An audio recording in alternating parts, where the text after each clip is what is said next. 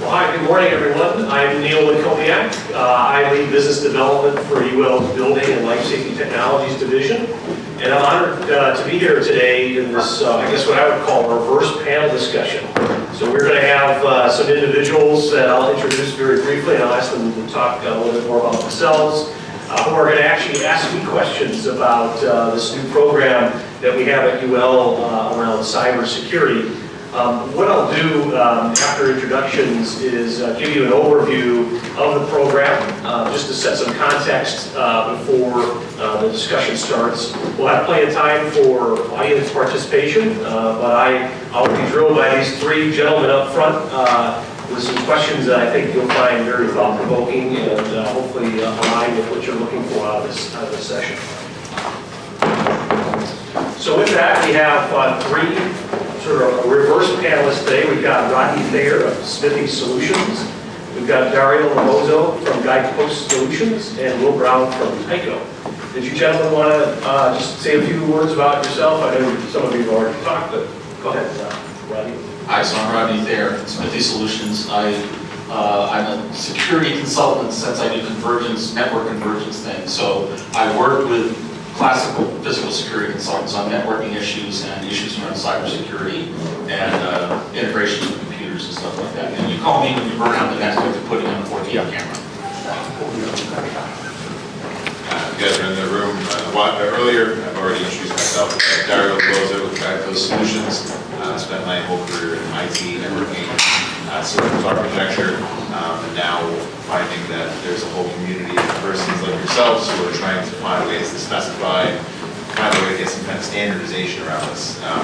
In relation to specifically the standardization aspect, I participated in several different consortiums, the New York SIP folks, the NIST NCPOE folks, Equity Labs down in Tennessee, a consortium with IEEE on generating a building subcode for power systems.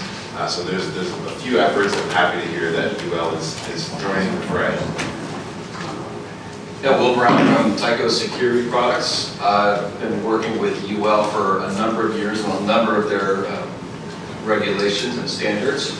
Most recently on their cyber assurance program, which I know Neil's going to go in quite a bit. We've been involved in their life safety and security panel and standard implementation. Great, thank you, gentlemen. Appreciate you being part of the session. So without further ado, I'll get into sort of the formal presentation. We'll get through these slides rather quickly because we want this to be a very engaging session. Get lots of questions out on the table and just have a conversation around this very important topic to the industry. Maybe a little background on UL before I get started. So UL has been around for 124 years. We were incorporated back in 1894 with the sole purpose of evaluating products for fire and electrical safety. And we've been in the security industry since the 1920s. Think about the Al Capone days, and things were really about physical securities, locks, safes, vaults, and those kinds of things. And our primary role has been developing standards, providing testing, inspection, and certification services to the markets that we serve. And our security group is housed within our Building and Life Safety Technologies division. So it's one of multiple industries within that division where we focused on the built environment, helping make built environment resilient and helping our clients succeed in bringing products to the market. So that's kind of the background on UL. And we actually got involved in cybersecurity not too long ago. It's probably been roughly about 2 years since we got involved in looking at cybersecurity for some of the industries that we serve. And it's really for a variety of reasons that you see up there on the slide. One is really about relevance. Clearly a lot has changed with technology in the industries. And it used to be all about hardware, right? Physical things, and now it's much more about software, cybersecurity, and those kinds of things. So in order for us to remain relevant, we felt that we needed to begin to address this growing risk of cybersecurity. So we're able to address risks like fire, electrical shock, casualty hazards, making sure products perform and operate as intended. But we also needed to look at cybersecurity because it's this growing threat. So it's really about relevancy. Like all of us, I mean, we're all trying to maintain our relevance in the industry and the people that we serve. We also had some requests from our customers in the life safety and security space asking us about cybersecurity and when we would begin to look at that and begin to incorporate that into some of our product standards. So there's clearly an unmet need out there. The end user, the asset owner, they're asking about cybersecurity. There's a lot of questions that they have. There's a lot of education that needs to take place. And they want to have peace of mind that the products and systems that they're using provide the level of security that they need to serve their clients. We also see it as a business opportunity. At the end of the day, UL is a business, and we see this opportunity to enter the cybersecurity arena and help mitigate this risk.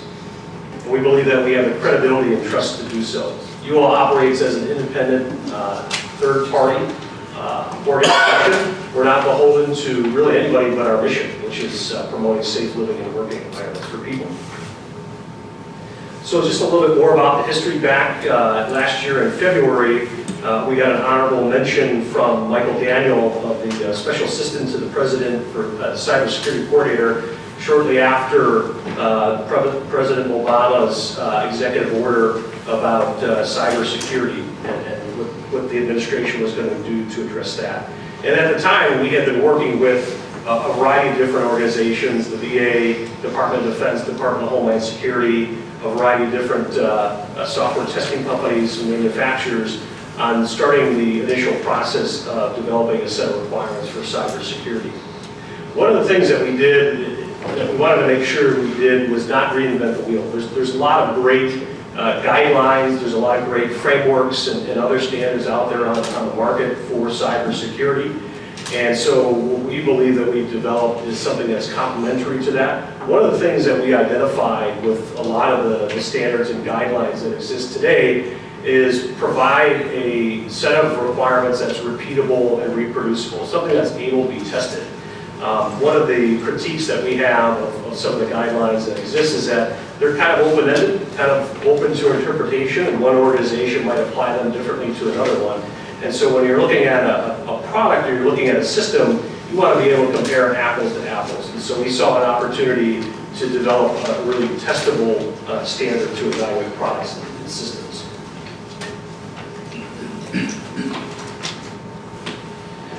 This is kind of a proposed path to address cyber risk in general, not only in the security industry, but really in any industry. And while the standards that we've developed initially are focused on technology, and I'll get into that in greater detail, I think as we all know, the people and the process part of cybersecurity are just as important as the technology, right? I mean, we all know that we as users of consumer products, if we don't update our software, then we're going to be faced with potential attack. We're more vulnerable to an attack. If we don't have the right processes in place to develop software and to actually go in and make those software patches, that can be an issue.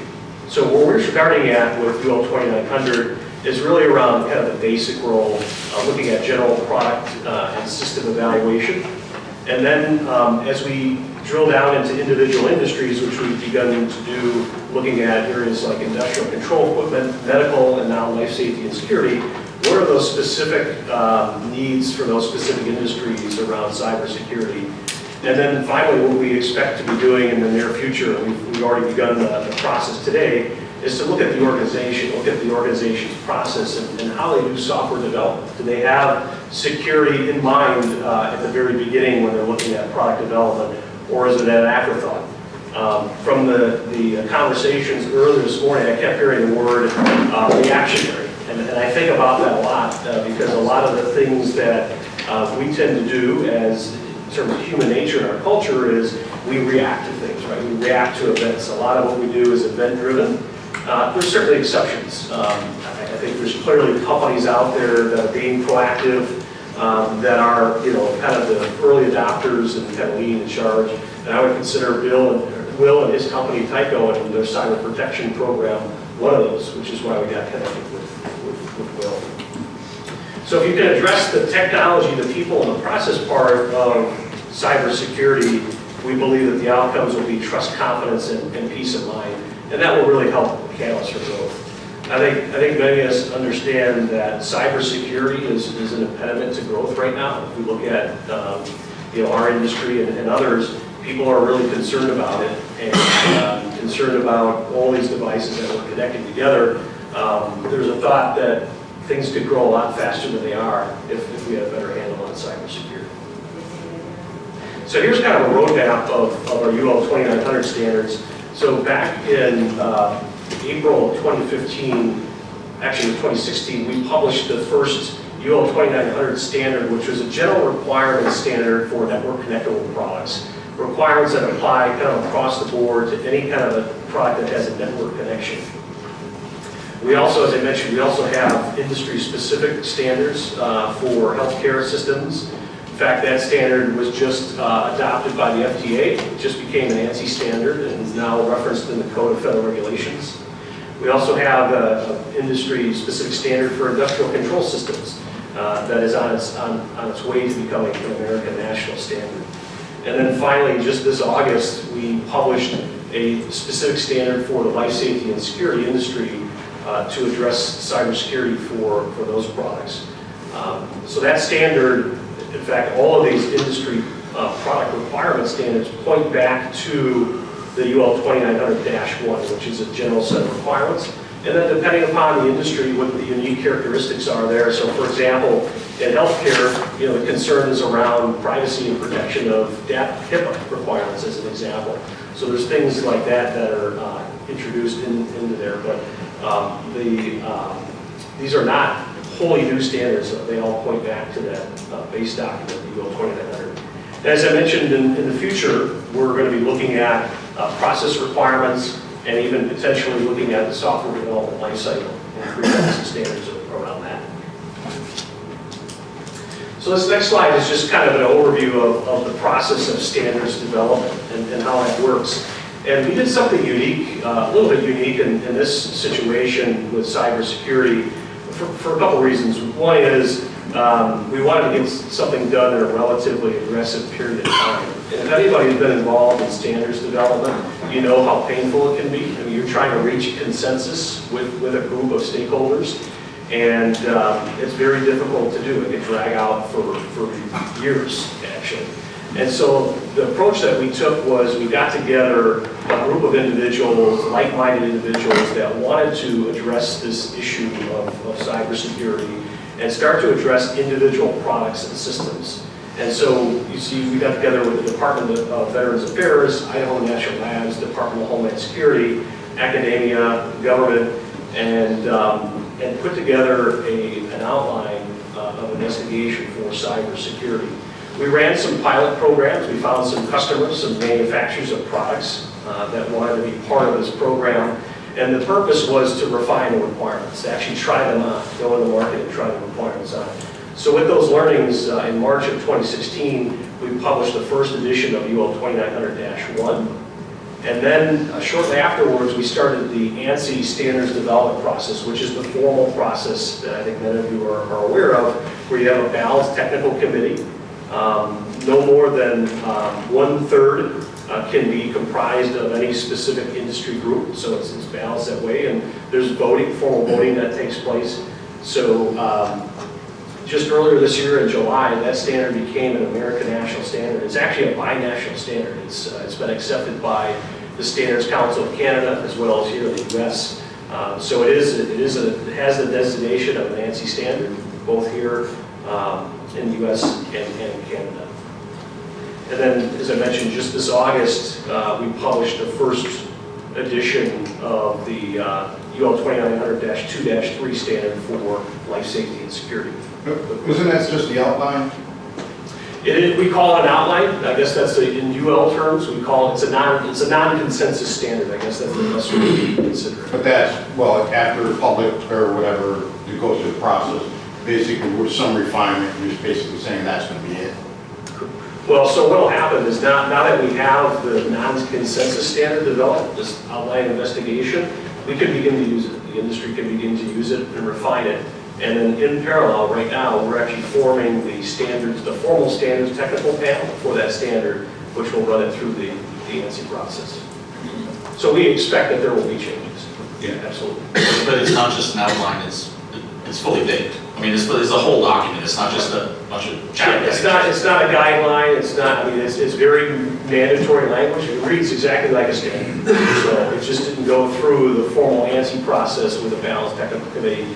And the reason is because we wanted to get something done in a reasonable amount of time. Had we started with an ANSI approach to it, we would not have anything published right now, we'd still be talking about it. And our focus was to do less talking and more doing.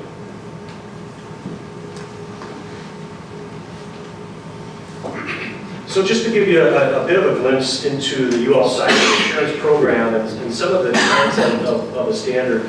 So today we offer a variety of different services, training, advisory, certification, gap analysis to the standard that's been developed. And the standard addresses things like software weaknesses, it addresses vulnerabilities, malware, and it also addresses risk controls, looking to ensure that the manufacturer has particular risk controls in place for their product. So while we have gone to the market, thinking that we would be doing lots of certification, we're actually doing very little of it right now. And instead, we're doing a lot more around training, advisory services, and just testing, on-card testing as an example. Just looking at structure penetration testing and code binary analysis, are you providing detailed documentation of what that should look like as it's being provided or processed as part of the standard? So Or do you just call it, you need to do structure penetration testing and just leave it at that? Yeah, so if you look at the standard, it's not, it doesn't read like a book. So we, like most companies, we use lots of software tools to do those types of structured penetration testing. So it's a lot about the tools and the people that are using the tools that define. But it does describe the tools, right? It says you should use these tools as part of penetration testing and then these are the results. Not in all cases. I mean, it doesn't get down into the specific details of tools for certain tests. But we're happy to provide those details. Sure. One of the challenges that I've seen some folks have to deal with in the past has been the issue of updates and patches on UL certified digital devices, such as medical devices. And how is UL dealing with the need for updates and patches and the fact that updating and patching a certified piece of equipment may in fact take it out of certification? Yeah, that's a great question. It's probably the one we get the most of is ongoing performance, right? So to evaluate a product or a system to some cybersecurity requirements, how you ensure ongoing performance. Yeah, in particular because that's a direct conflict with other compliance requirements. Yeah. So what we're doing today is instead of issuing a UL mark for products that can meet the requirements, the full set of requirements in UL 2900, they get a certificate. It's in paper form, it's on our website that describes the product, describes the firmware and software version levels of that product. And so there isn't a physical mark or thing that goes on the product like you are used to seeing with a piece of hardware. It's virtual. It's a virtual certification, if you will. And it's really to address just that, the idea that the shelf life of that certification is pretty short. So the shelf life of a certificate is a year. And so it expires after a year. Our customer has an opportunity to renew that certificate after a year. What we'll do is we'll work with our client to understand, well, what's changed over the course of that year. And so there'll be some reevaluation. If a lot has changed, it might have to be completely reevaluated. If little has changed, then there might be little to do. Also, as part of the agreements that we have with our clients, is that if there are any major changes throughout that year window, we ask them to let us know, right? So really the onus is on the manufacturer to work with us to maintain their certification. So if there are changes, significant changes throughout that year time frame, then there may be a need for a reassessment. Does the process include, the section of this that looks at process stuff, does it address change control? So I mean, in a perfect world, if I got a certificate 11 months ago, we could just go through it and I'm trying to get the renewal, I just bring in my change log and you see these 5 sections of the software changed and we do good tracking and things like that, so it could reduce the work significantly in identifying the risk. It could. I mean, it's impractical to think that any manufacturer or anybody is going to come to us on a weekly basis and say, hey, I just updated something, or hey, I just found a bug and we're going to address it. That's impractical. So it really depends on the software development lifecycle for that manufacturer and how they handle it. So it might be something like every quarter where they say, hey, we've revved up this firmware, we've gone to 2.0 to 2.1, and here are the changes. So, with that said, how are you addressing speed of business? How long does it take to recertify? Is it something like this and just that you have an auditor that takes and looks over the code and in an hour he stamps it? Is it something there you're wanting to review the penetration tests that they're doing, or any of the rest of the testing services that are there and going through that whole log? I mean, what's the whole process look like? Yeah, great question. The initial certification takes a while. And there's a lot to the standard. We have yet to come across a product or a system that can meet all the requirements on first pass. Sure. So first pass yield is 0%. There's usually something that needs to be addressed, whether it's a risk control or it's something that was found in the scans during the structured pen testing. So the certification takes a while. It could be 3 to 6 months, okay, depending on the number of issues that are identified. After the certification, it really is going to be driven by the nature of the changes in that code. I mean, it could be something very quick. They could provide us with the details. Hey, I went from 2.0 to 2.1. Here are the changes, and we can have our experts look at that. And it can range all the way from, hey, no action to, yeah, we got to retest a bunch of stuff. So it really just depends. Okay. I have a question. When you said if it needs to be reevaluated as to how much you're going to look at it, not the first pass, but the second pass, or the continuing, what's your metric? You said there's a little or a lot. What's the threshold? What determines that? What do you use to measure? Yeah, so our subject matter experts are going to determine that. Right? It's going to be different for every single scenario, every different case. So depending on who's reviewing. No, not the individual. It would be depending upon what actually has changed with the software. That's going to drive the And what's changed scope of the risk. landscape as well. Right. That's absolutely. That's another. So if you're being reevaluated after a certificate, at the end of the expiration of the certificate, you would you have metrics you can look at. So one could, as a manufacturer, they could come up with a judgment of how much work it's going to be. So obviously, if it's a major rewrite of the software, you might ask to do a complete pen test again. And if it's really in maintenance mode, if there's minor things changing, spelling errors in a UI or something. So I think these metrics, people will be able to get communicated. It's not a black box, right? Right. It's not. You just can't you can get pass fail. It's not like that. That's some labs have done that in the past. Yeah, the work that we do in testing is pretty substantial, and the deliverable that you get back from us in terms of the test report, test results, very detailed. Our goal is to not necessarily give you the answer and tell you how to fix it, but to tell you what we found and what the issues are, and then provide you with the support and guidance to help address those issues, right? So we're not trying to keep products, safe, secure products for the market. We want to get them on the market, and so we'll provide the advice and guidance to do that. So part of the process is you have a dialogue with the company providing the thing being tested. Absolutely. So it's very collaborative. I hope there's nobody here from ICSA Labs, but in the old days when you got BPN products tested there, you'd send one to them and they'd say pass or fail, and they wouldn't tell you what you got wrong. You kind of had to guess.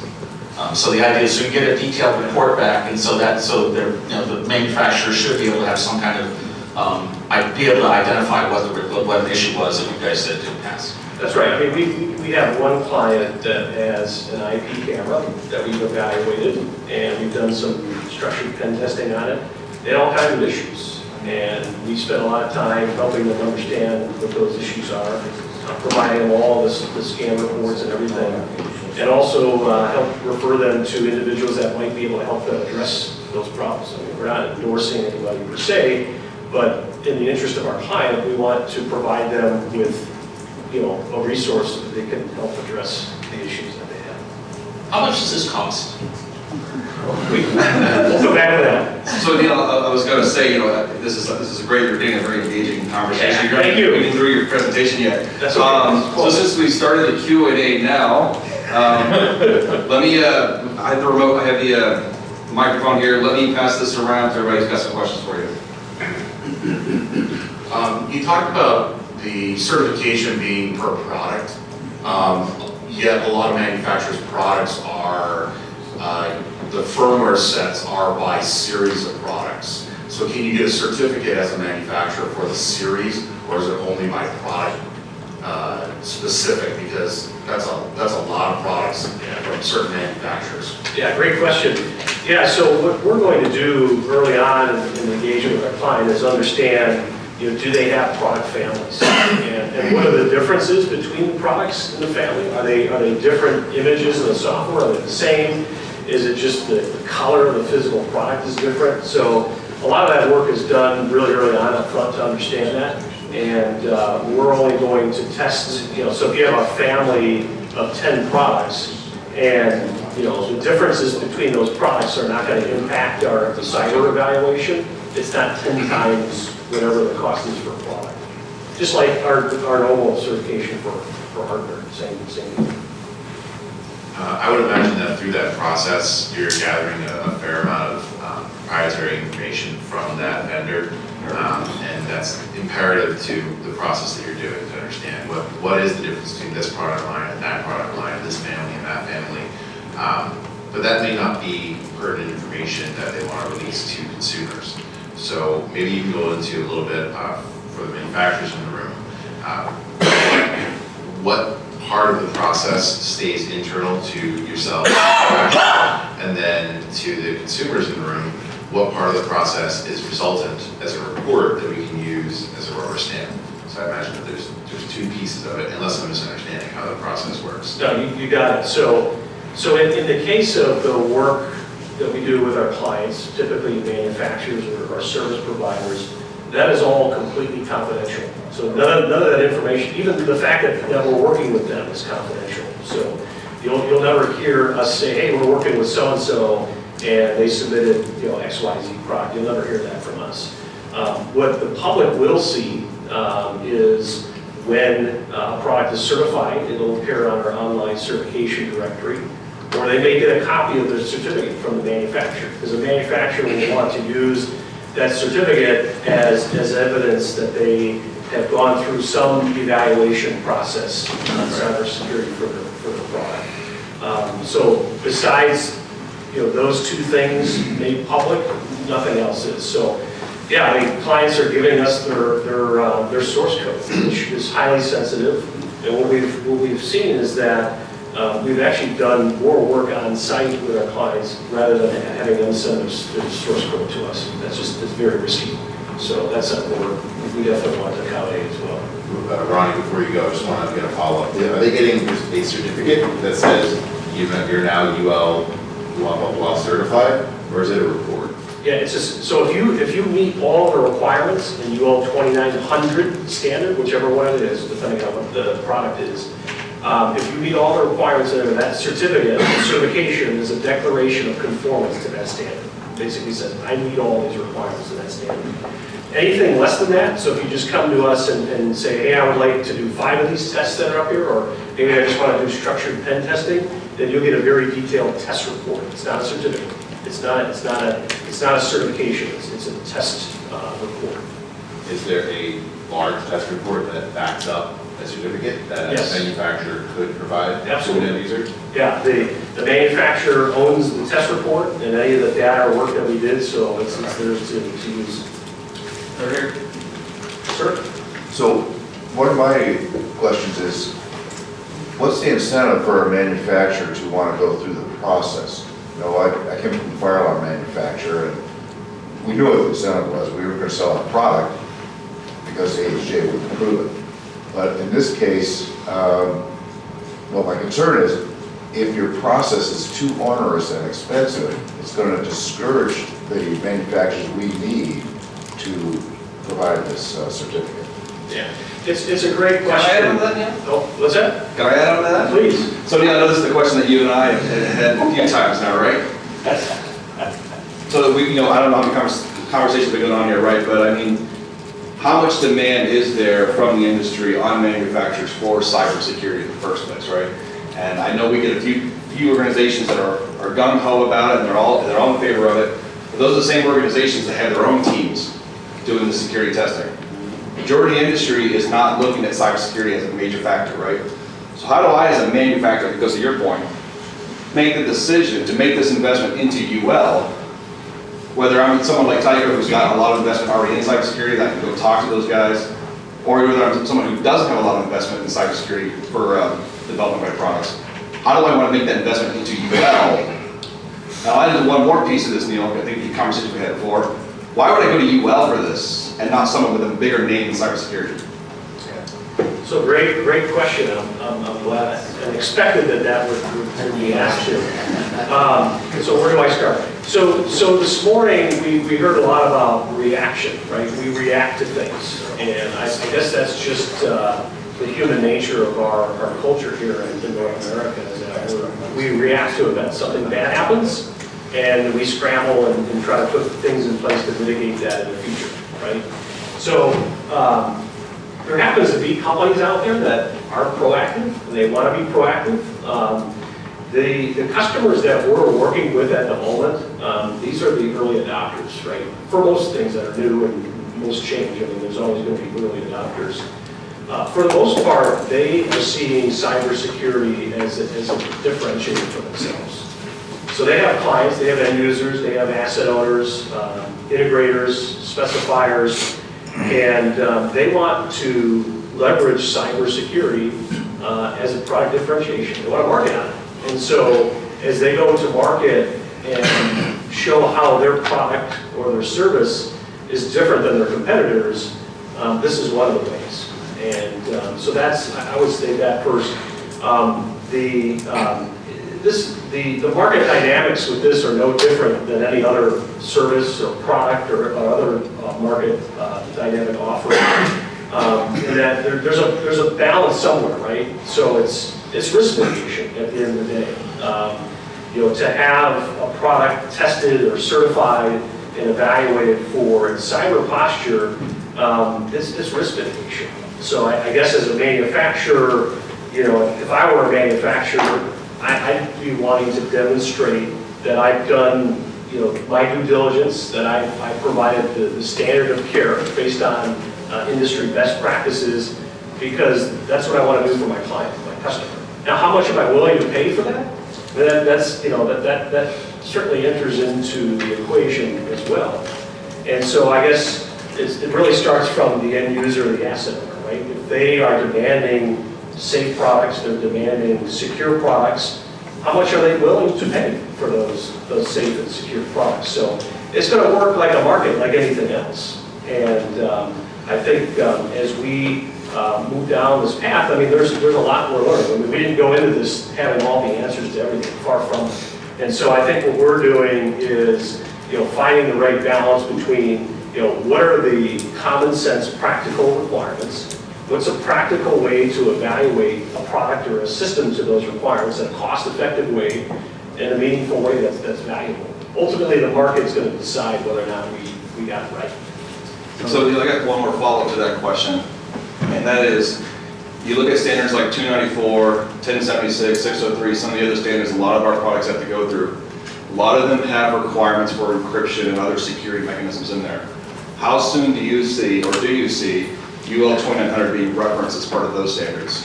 Yeah, it's a great question. It's something I've been thinking a lot about now that we have it published, the 2900-2-3. I think what we're going to do is raise that topic for the industry. So I think it's time for us to have an industry forum to address big topics, big issues like that. Because yeah, there are certain requirements in some of our standards, security, life safety and security standards that address cybersecurity. So we want to make sure things are consistent.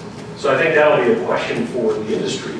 Our opinion is going to be, yes, let's just reference a set of best practices rather than have a patchwork of different requirements. So we're going to harmonize. Certainly that's going to be our posture. But we're going to follow the process and work with the industry to determine how best to do that. One quick thing, I see all the hands coming up, I'm working my way around. There's a gentleman up front with a microphone, he's next. Right.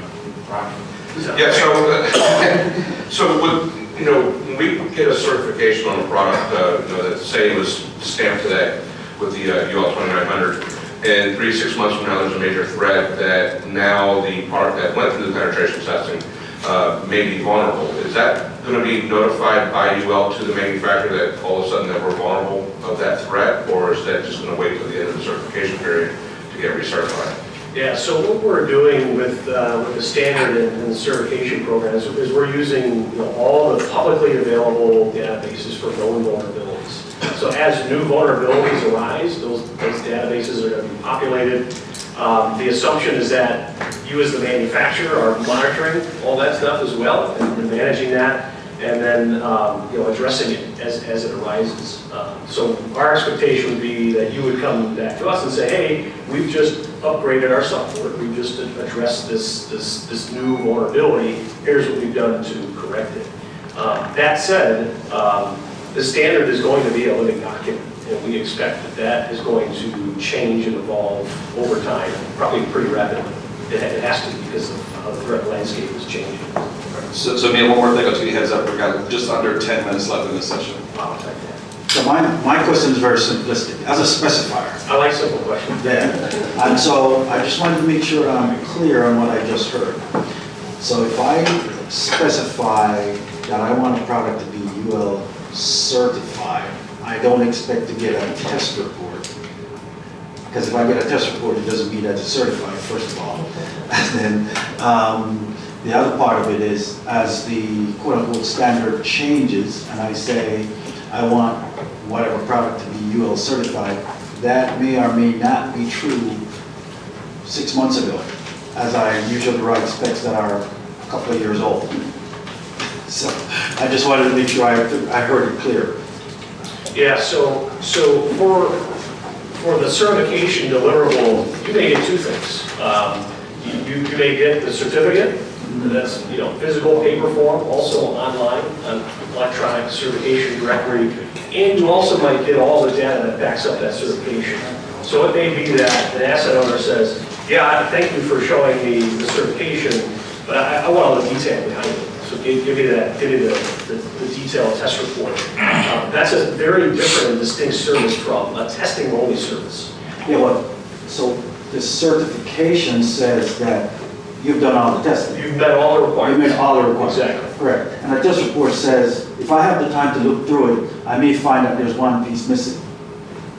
Or it could be, hey, I just want you guys to do fuzz testing. Hey, this is my product, do that, give me a test. Maybe this is a good cover. By the way, I'm sorry, just got great. We got a good half hour left on this, so. Maybe this is a good time to bring up the life safety and security standard for 2900. The 2900-2-3 actually has 3 different levels, right? Yep. Maybe this is a good time to talk about what those different levels bring. Yeah. So thank you. So the really the major aspect of UL 2900-2-3 that's unique to the 2900 series standards is that it has a tiered system of ratings for cybersecurity. And it was designed that way to give flexibility and options to the industry. And so it very simply goes through levels 1, 2, and 3. Level 1 is a subset of the requirements in the standard. Level 2 is a larger subset of the requirements in the standard. And level 3 is very different in that it looks at the organization. So instead of doing, brute force testing of products and systems, it instead looks at the organizational process of that manufacturer and how they're developing their software, how they're maintaining it. So it really looks at that approach. And so that kind of gets, I think, to some of the questions. What will this all look like in the future? Will we be doing brute force testing of products on an ongoing basis? I don't know the answer to that question. I suspect probably not. I think that probably a more practical way, effective way, maybe faster way would be to assess an organization and an organization's ability to produce products with software that is secure, that's free of malware, free of vulnerabilities, free of software weaknesses. It would be more of like an audit, if you will, of an organization. Basically show me that you're following your software development process. Because if you're doing that, we know what the outcomes are going to be. If you're following your process, we know what the outcomes will be predictable. So those are the three different levels. So again, designed to give some flexibility to this industry, which frankly, I mean, compared to other industries, is still really coming up to speed on cybersecurity. It's still relatively new. But when a product gets certified, we have to go to the UL certification database, you see the name of the product, the version that was certified, what level it was certified to, and the expiration date for that certification. Dario, you got a question? Yeah, for you in a softball. Can we see some of the next slides? Sure, thank you. I was hoping something. So here's kind of the summary of the standard of the program. It's really intended to provide a reasonable level of confidence that there's an absence of malware, there's an absence of software weaknesses, absence of vulnerabilities, and that the manufacturer has risk controls in place. It's not a silver bullet. There's no guarantees. I don't think anybody can guarantee, hey, my product's hack-proof. It's, you basically paint a bullseye on your back if you say things like that. But what we're really trying to do is, and we heard this morning in the earlier session, you want to make it harder. You want to make it harder for an attacker to compromise a product so that they move on and go to somebody else's product, right? That's really what you're trying to do. So if you implement these risk controls, you have your product and software evaluated for these weaknesses, then you stand a better shot of making it harder for somebody to compromise your product. So that's really what we're trying to do overall. And here's just kind of a scope statement of the standard. This is the main general requirements document, again, which is the kind of the C document for all the industry-specific ones. And here's a more detailed view of the contents of the standard. So Neil, Jack here's got a question around international standards. Okay. Our products are international in scope. UL is US-based, North American-based. So how do you address that? What interoperability do you have with ISO and the other standards that are around? And how will our products qualify if they're ISO certified? Yeah, great question. Yeah, so we're, I guess, inside of UL, one of the things that we are looking at is the ability and the need to become more of a global standards developer. While this standard is an ANSI standard for the US and it's accredited to the Standard Council of Canada, so very North American approvals, it doesn't preclude anybody from using it in any other country. In fact, it happens a lot with our standards and certifications. There's plenty of countries in Latin America, in Asia, and elsewhere that accept the UL mark and use the UL standard, much like ISO and IEC standards are adopted in other countries. And so, yeah, we really want to position this as a global standard. And I think the day is coming very soon where we need to get together with the European standards development organizations and look to harmonize. Because I think that's certainly one of the risks with any standards development effort, whether it's cyber or anything else, is that you have lots of different standards, sometimes competing standards, and we certainly want to avoid that.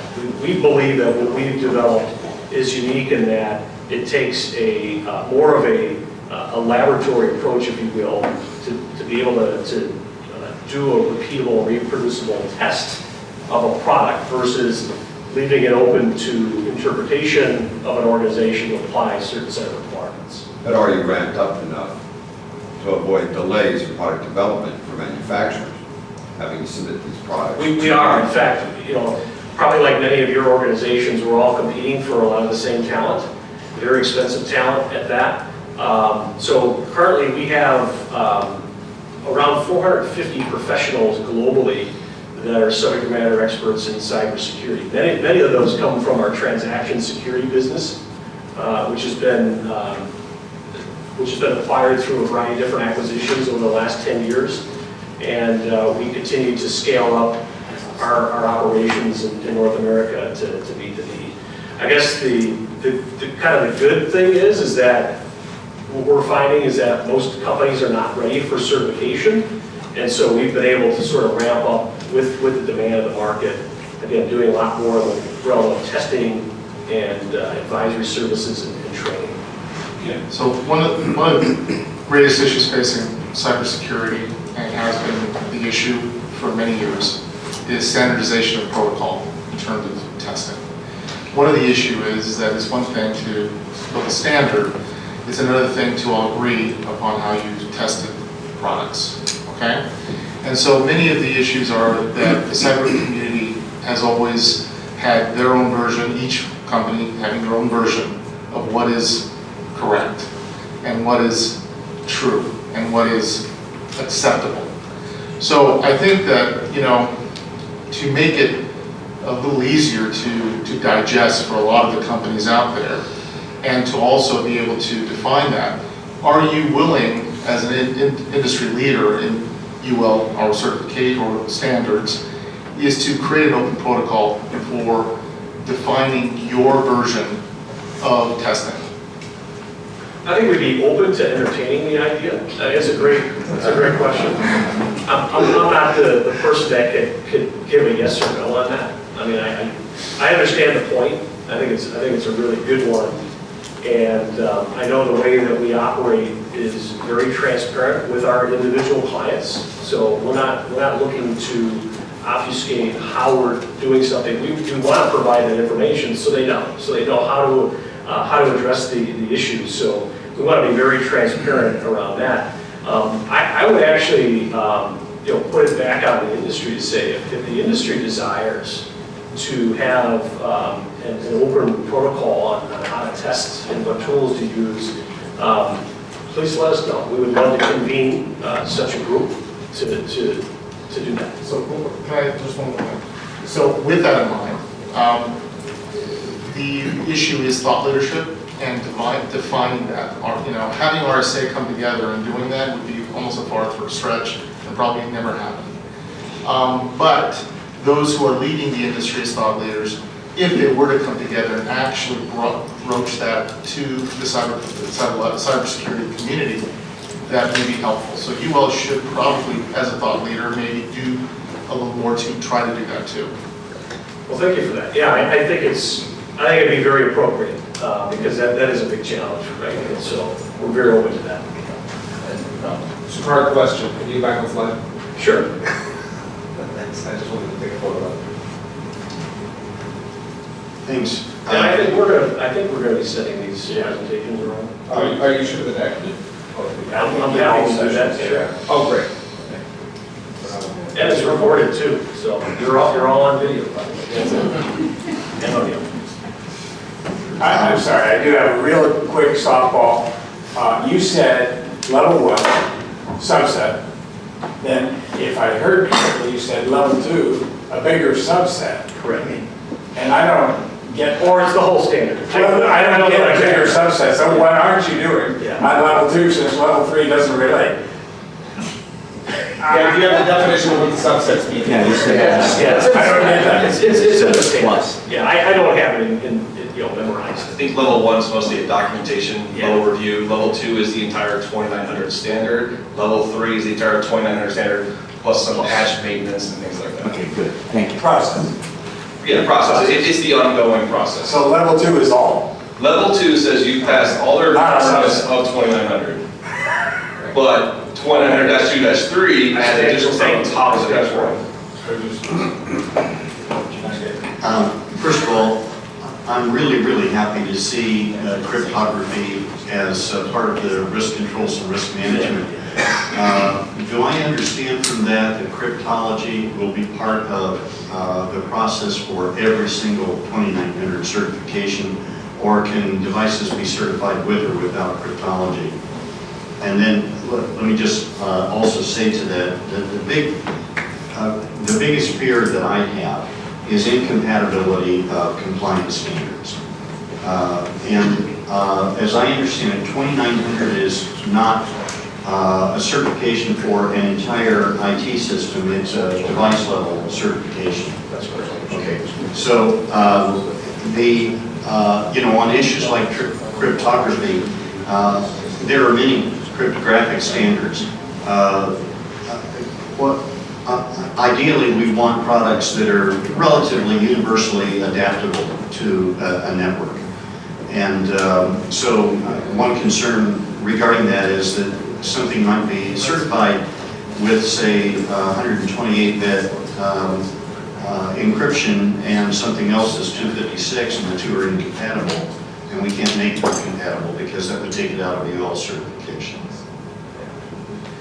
Yeah, so my understanding around the cryptography and encryption is that we're not creating a new set of requirements there. We're basically, what we're saying is that the data should be protected, whether it's remote, a remote communication link, or it's data in transit or data at rest. You should really be practicing, and following industry standards for encryption. So FIPS 140-2 as an example.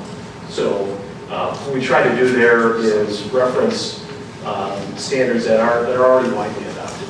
So federal information processing standards, very well established program, certainly set up to serve the government, but it's been adopted by a lot of different industries on the commercial side. Yeah, we've seen this happen before. For example, ONBIF, which everybody originally thought was going to be a standard, ends up not really being a standard. In that you can't necessarily use one ONBIF camera with another ONBIF system, compatible system. Yeah, I think that's a really good topic to address in kind of the next evolution of the standard. Again, none of this is static, right? This is all going to be very, very dynamic. So as you move out from individual products to systems of systems, those things become really critical and important. So one of the things that I would ask of you is please get involved. The standards development process is open to the public. You can participate at any level that you want. Submit proposals to make changes, additions, what have you.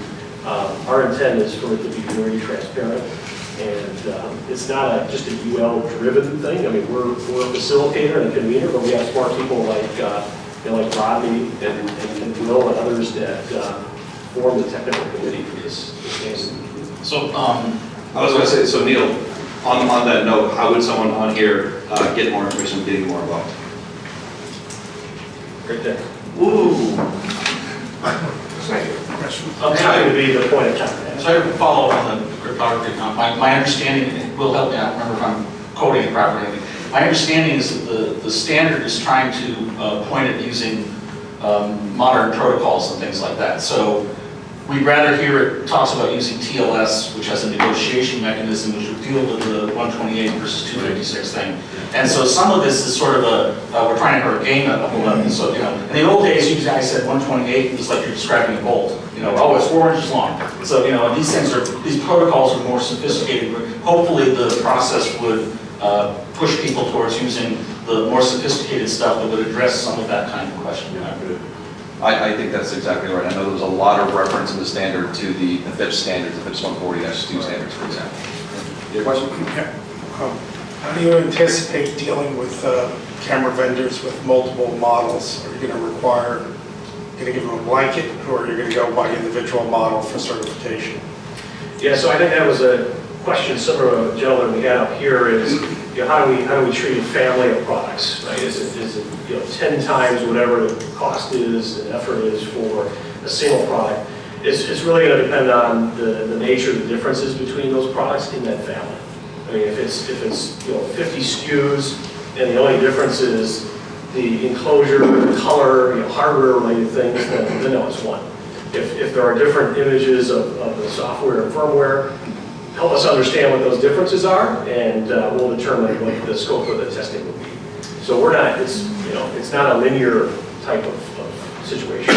The reason I asked is a follow-up to Jack's comment about your staffing up and everything. I would think as a vendor, I'm going to want to be the first kid on the block to get this certification, because that's going to give me a competitive advantage, I hope, so to speak. And as a consultant, of course, that decreases my liability by specifying that product. So I would imagine you're going to be quite busy in the near future. Towards that end, if you've already invested a fair bit of time and effort in cyber, are you going to accept a third party like NCC's testing as part of the UL testing? Yeah, those we'll take on a case-by-case basis. We've gotten that question many times, when you take IC, testing standards. So we'll look at those on a case-by-case basis. And if we can reduce the test program, we're open to doing that. We'll probably have a lot of questions, I would imagine, like how the testing is done. We'll want a lot of the details. But we're open to that. I think we have to be, right? So, because there's a lot of work that's been done by a lot of companies that have made big investments already in cybersecurity. And so we have the option of like a conversion program or data acceptance program on that. But it's going to be case by case. Hello. Hi. You mentioned earlier that you currently employ 450 professionals already. Maybe strictly for this testing requirements of Euro 2900. My question's geared towards, I toured a manufacturer plant, and I can't remember if they said they were doing in-house UL testing or not with employees of that company. Is that something that's an option for manufacturers to have an in-house employee? Yeah, it absolutely is an option. So similar to how we structure our certification program for products, hardware today, if you're a manufacturer that has the capability of doing your own in-house testing, we would conduct an assessment and audit, basically audit your capabilities. Because basically your lab is an extension of ours, because we're going to be accepting your data towards a certification. So the same thing would apply here. If the company is able to demonstrate the ability to conduct the evaluation on their own, or even in the presence of the UL person, absolutely we're open to that. And we have, I think right now we have a few projects that are in process where we're qualifying some companies to do just that. There's plenty of companies out there that have centers of excellence for cybersecurity who invest a lot in it, and we definitely want to leverage all of that so that they're not basically having to do it all over again with us. So we definitely want to do that. How many products will you have certified? Are they listed on your website? And are there any government entities, quasi-government entities? Is anybody requiring UL 2900? If I'm writing a spec, and it's different if my client says, we want UL 2900, but is there anybody that says, that's what we have to have on these devices? So today, for this industry, security industry, there are no certified products to the standard. There are in other industries. We have about, on our website, if you look today, in our category number, that actually has kind of it's CYDR. Cyber is the 4 alpha character that you can search on certifications in our directory. You'll see about a half a dozen in there that have completed. I think it's an indicator of the roadmap that a company will need to have to acquire. Do you have any in the control systems in the ICS?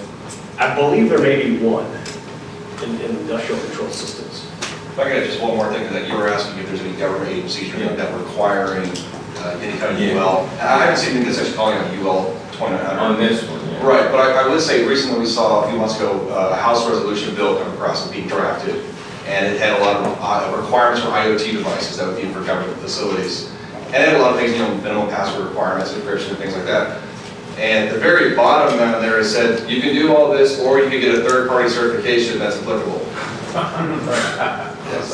The other instance is in the medical industry where the FDA has just recognized the UL 2900, and it's in the Code of Federal Regulations.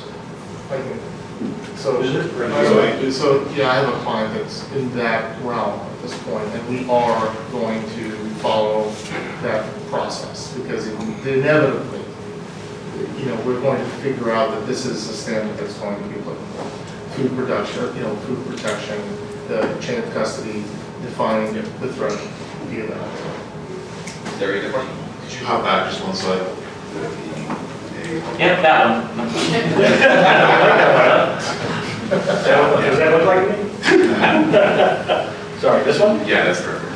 So I'm just kind of, in looking through this, I'm seeing a gap that I've at least identified through several of the clients I've worked with, especially in the ICS space. Many of the manufacturers, even in this room, are either not from the United States or comprised of components that are not from the United States. And as a result, one of the primary concerns of a lot of the actual end users is the supply chain management. So understanding where are the components coming from, where is the code being written, has that code gone through any kind of third-party review, which you do cover, but the actual management of the pieces and parts that comprise that product, I think that a lot of people are looking for some visibility on that supply chain management. How come it's not addressed? If there's a reasoning behind it, or is it just a gap? Well, I guess I would say that it is addressed behind the scenes. So if you think about any given product, if the manufacturer is using open source code, various different sources, or if they're getting a sub-assembly that has software firmware on it from another manufacturer, it sort of does force them to address their supply chain, much like they would do with physical components. Understanding, so the idea of software bill of materials. Do you know where all of your source code has come from? And are you tracking it, especially if it's open source? And so I think it's very analogous to the hardware world, in that if you really don't have a handle on, your software and where it comes from, and the state of it at any given time, it's going to present, regardless of what we're doing, it's going to present you with the challenges anyway. So I think, I would say in an indirect way, it does address that, because we're going to be asking, okay, if you've got something that you don't necessarily manufacture, we need to see the software bill of materials for our evaluation. Okay, I guess I understand where you're coming from, that it's implicit in the testing process, but I think that maybe this is where I should get involved. But I think that from the end user community, there is nobody who's forcing manufacturers to reveal that they've asked themselves that question. I think that in some cases, the manufacturers put something together that works, and that's their primary concern. And the next concern is selling it. And I'm sure that there are good product managers in-house that are doing all their due diligence, but if that information isn't forced and put onto that report, then the transparency never makes it to the end user. Right. And I think that is one of the major hurdles, again, on this, this path to certification is that's one of the major things, is that they don't manufacture something, what's the chances that they're going to get to the source code? I mean, it happens a lot in the video technology space, where a lot of manufacturers don't make their own products, but they're sourcing it from somebody else, and how willing is that other party, the OEM, is willing to give them their source code or make it available? Right. I think everyone at this conference wants to see 2900's success. And my concern is that if it is a success, and there's certainly the need for it in the industry, will UL's resources be overwhelmed as manufacturers submit product for approval? And I'm just wondering if your competitors, your NRTLs, nationally recognized testing laboratories, are gearing up to provide that kind of testing to meet the standard. Yeah, so I guess the other recognized test labs, I'm really not sure what they're doing relative to these new standards. They could very well be gearing up to provide services. I think we all read the same industry publications and other things. I mean, a lot of the major testing, inspection, and certification companies, they are standing up centers of excellence for cybersecurity. Clearly, this is an issue, and it's an opportunity for them, and something that they can't ignore either. How their programs differ from ours, it just depends on the other organization. And I was reading a spec the other week. I think it was like 5 years old from an organization that it's just very topical stuff. It was pretty good, but it was 5 years old. So there's plenty of activity going on out there with some of the other organizations. I guess the opportunity here is, to work with all of you and make this as transparent as possible, and to make this what we want it to be as an industry. We're not forcing anything. We want it to be market-driven, but ultimately we want it to be something that's practical for you and your clients. So I would implore you to please get involved and help us make this into something that does have staying power. In the same way that Equifax was the gold mine of financial information for all Americans, and the CIA and NSA hacks were a gold mine for hackers in terms of tools, tactics, and methods. It seems to me that the UL database of testing is going to be the gold mine for hackers to be able to understand the equipment that they may be going up against. What is UL doing to protect that data? So I wouldn't be able to tell you, but it's a great question. Following our own standards. Yeah. So one of the aspects is, and it's actually something that we prefer, is to do as much of this work on a customer's site as we can, so that they're not having their source code or anything else leave their custody. So that's one of the ways we're going to use it. Yeah, just the test report itself would be of immense value. For sure, yeah. And that's about all I can say. I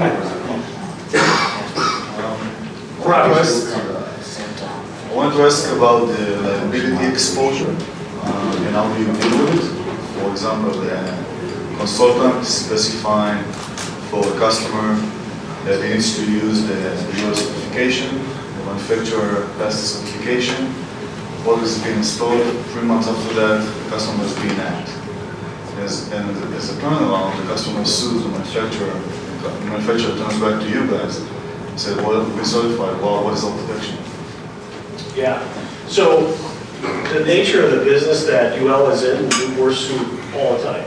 We have a pretty substantial, because our mark is on everything, right? I mean, our fingerprints are on a lot of things that you guys either make or interact with.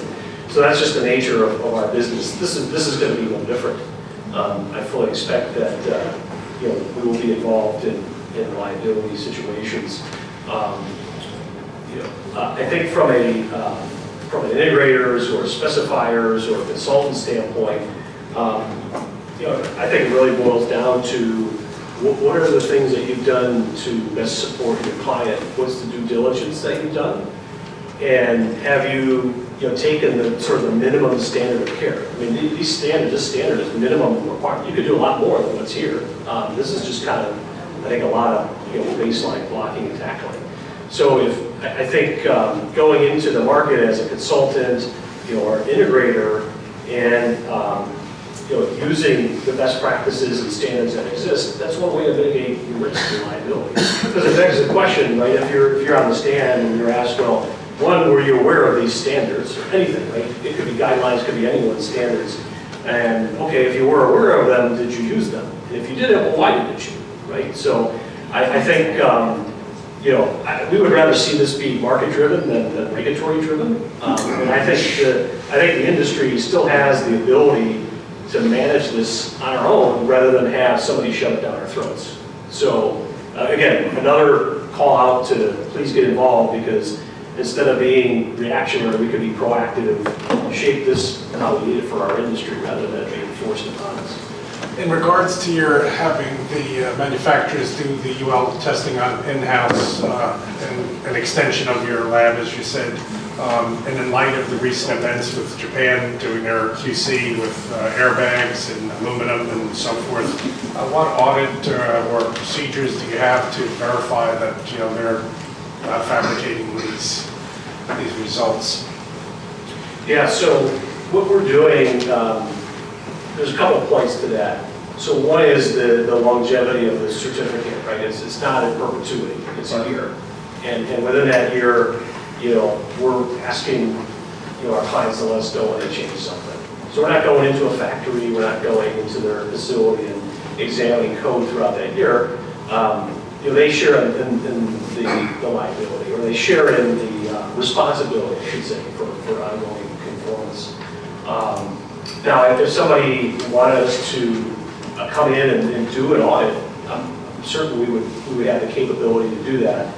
In fact, I think that's where we may be headed in the future, is more of that, as opposed to brute force testing of products that we're auditing an organization's process and, you know, confirming if they follow it.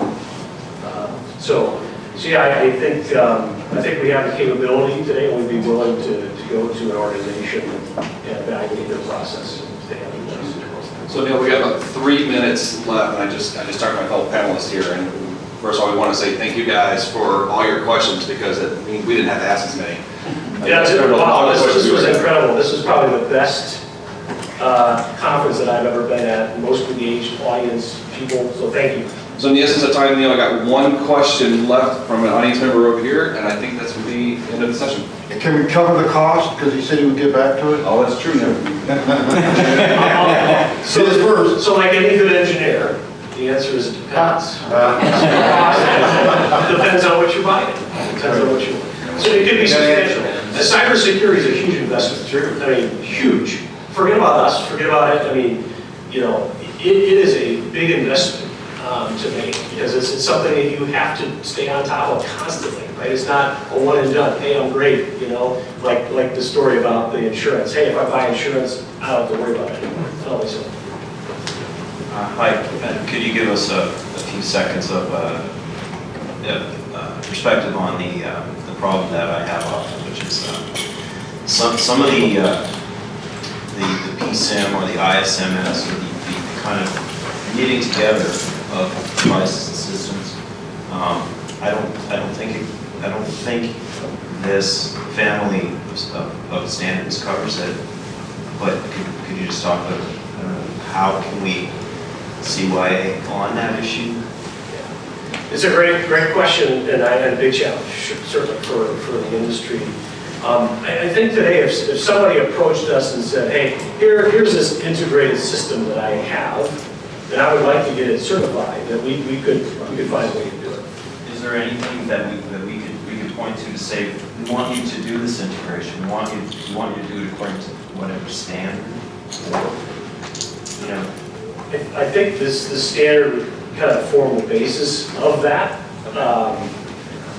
But to be able to do a fully integrated system. But we wouldn't get a certificate, we would just say. You could, yeah. I think it tied the questions that they were asked earlier together with this one, is if you pay UL enough money, they'll do anything.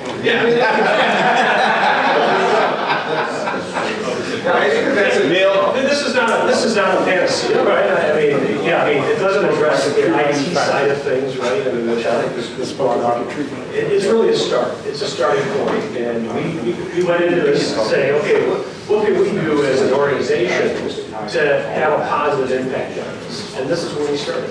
So I think what you're asking is probably a further evolution down the path. So Neil, I was going to say thank you very much for talking today about this.